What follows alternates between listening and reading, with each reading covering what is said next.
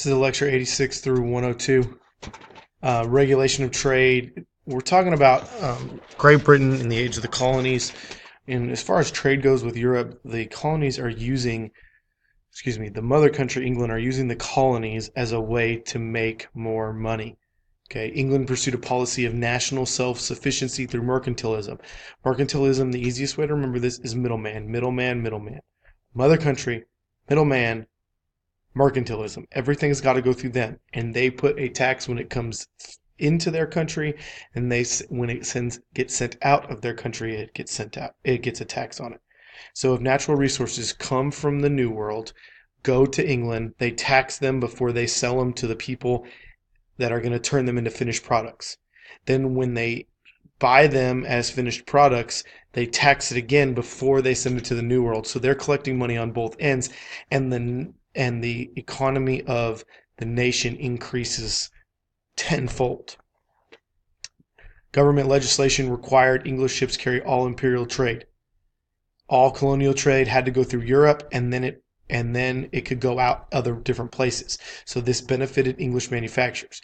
So if somebody from the New World wants to sell something to Europe, no matter what it is, it has to go through England first. English trade policy succeeded, and the colonial economy expanded twice as fast as England's did. It has a lot more room to grow. England's economy is huge. The colony's economy is much smaller, so therefore it can grow much faster. Enumerated products are products that must be shipped from the colony of origin to a specified location, usually Great Britain. The core of our trade were in staple crops such as sugar from the West Indies, tobacco from Chesapeake, rice from the South, and indigo from the South as well, usually produced by slave labor. Wheat becomes a major colonial export after 1750, and if you remember, that colony would be Pennsylvania. New England merchants prospered by developing a transatlantic trade with England and the West Indies. They're fishermen, first and foremost, but then they build all the ships for England itself. Something like 2/3 of all ships that England uses were made in the New World. And so they become, as somebody said in last class period, the UPS of colonial trade. This is what is known as triangle trade. Raw materials are going to England. They are then turning them into manufactured products and sending them back to the New World. Those manufactured products are also going to Africa, which are going to be traded for slaves. And slaves will then in turn be taken to the West Indies or the colonies. Colonies were a major market for English manufactured goods. People in the colonies want what everybody has in England, and they are able to get that. Over 4 million pounds worth of English manufactured goods were imported into the colonies. They want everything. If they can have it in England, they want it in the New World, and it's available to them now. We are still trading with the Native Americans, but it's on a much smaller scale. British merchants provided easy credit, especially to planters, who charged the cost of purchases and transportation against future crops. This sounds well and good, but it's like buying something from Aaron's or Rent-A-Center.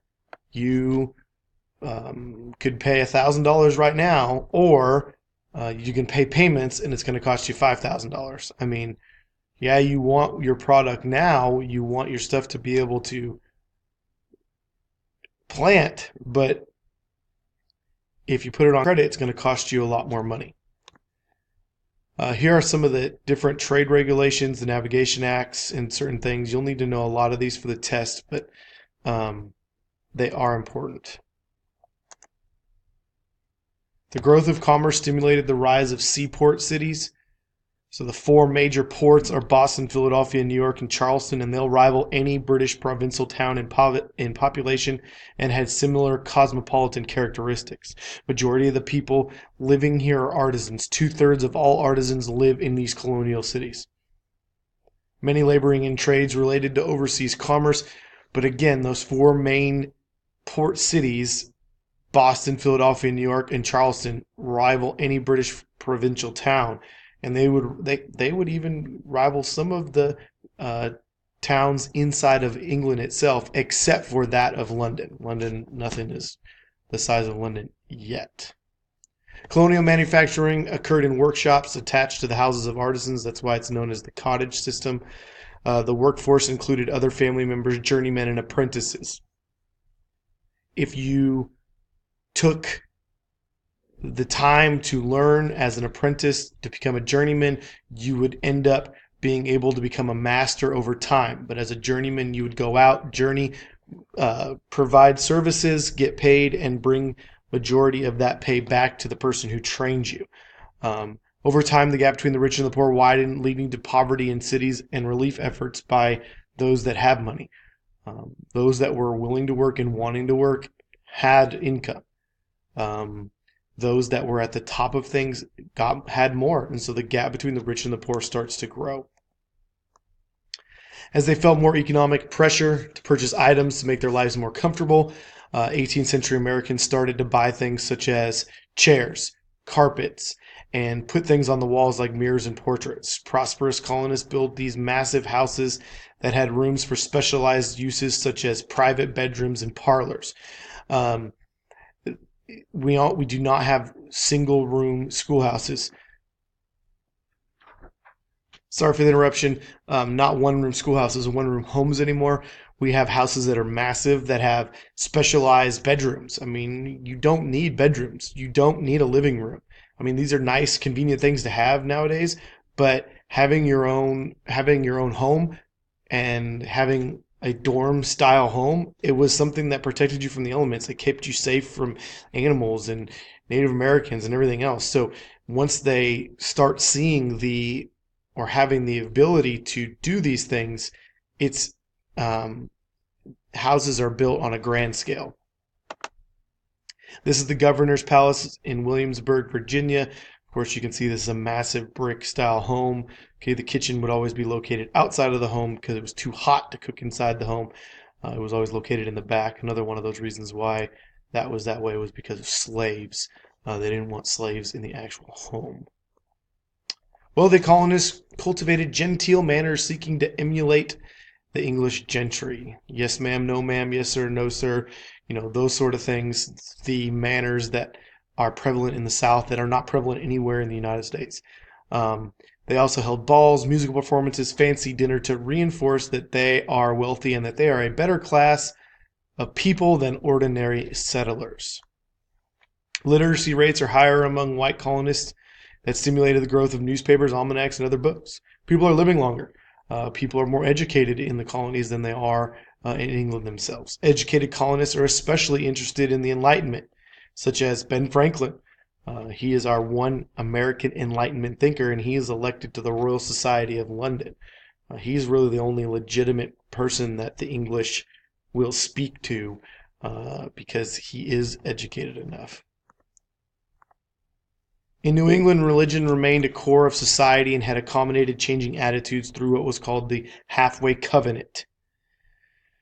Okay, so in order to be a church member, you were supposed to be baptized as a baby and then confirmed into the church, aka ask God into your heart, when you were at an older age. However, hang on, Miss George is telling us Tiger Vision. It's time for Tiger Vision. It's now time for Tiger Vision. All right, but the problem is the church is dying because a lot of the older members were baptized and then converted into the church, but their children weren't. So therefore, when these older members see their grandchildren being born, they're not supposed to be baptized. So because they're the parents of the children were never converted into the church. The grandparents were, but the parents of the new babies aren't. So they'd come up with the halfway covenant and say, as long as you halfway made it there, as long as you were baptized as a baby, then the baby could be baptized. And that helps out the grandparents because then the grandparents can try to get the grandbabies after they've been baptized into church and converted, therefore making the church come alive again. In the South, the Congregational Church consolidated its authority in the early 1700s, but the halfway covenant is very important, something that would keep the church alive.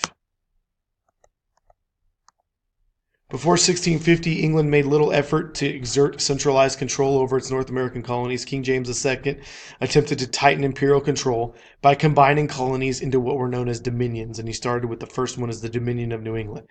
Um, this is like trying to come up with laws and rules, or trying to be more strict. Oh my goodness. All right. This is the dominion process, or the tightening of control, is like trying to make up and become stricter and have these laws halfway through a semester, or for students, or your parents suddenly getting strict on curfew or something like that. It's just not going to work, and the colonists don't understand why they're becoming stricter. It doesn't make a whole lot of sense to them. But the Glorious Revolution, the King William and Mary of Orange, who take over the crown, end the dominion practice, but territories change a little bit, because like Massachusetts ends up expanding to include Plymouth and Maine, and it has a new charter which ended exclusive Puritan control. The Salem witch trials, this is when girls decide, I think 3 or 4 or 5 girls are about to get in trouble for something, so they say that people are witches, and it's embarrassing to say that these were our forefathers. I mean, it's where the word witch hunt comes from. It's crazy. They believe these girls. The way to find out if a witch is a witch is you throw them off of a cliff. If they fly, they're a witch. If not, they die. You basically drowned them. If they can breathe underwater, they're a witch. If they can't, they die. You do what's called pressing, where they put a whole bunch of rocks on your chest. If your insides don't come out of your body, then you're a witch. If not, you die. It's insane. And there's so many things wrong with this situation. If you admitted you were a witch, they'd burn you at the stake. If you didn't, they'd do one of those 3 things and you'd die. So being accused of being a witch, you just basically, that was signing your death warrant. Social tensions contributed to the frenzy of witchcraft accusations. It's a bunch of baloney. I mean, seriously, I cannot believe that people fell for this. Oh, she's a witch, so let's do these things, and if she doesn't survive, she dies. I mean, it's just ridiculous. The Glorious Revolution returned stability to England. It led to the passage of the Bill of Rights, the English Bill of Rights, which means that the king is under control of these laws as well. Parliament assumed equal power with the crown out of this. And so they claimed full authority over the colonies. It's basically out of the king's hand. The colonies are under the control of Parliament. And that's it for 86 through 102.